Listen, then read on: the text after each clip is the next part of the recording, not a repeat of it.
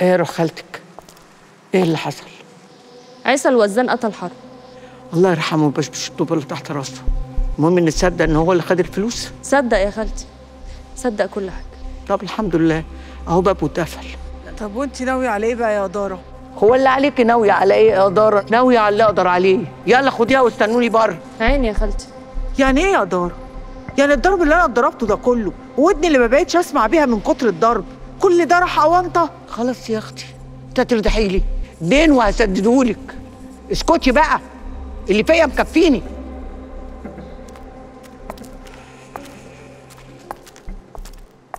مصلحه ناقصه قتله. ايه يا ابن حبيبي؟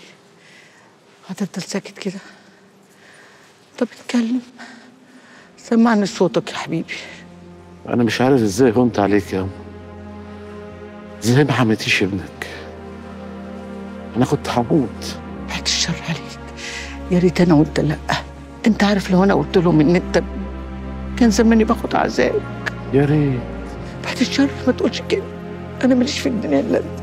بقول اللي عايز أقوله من زمان يا أما. عشان خاطري يا ابني خفت عليا شوية.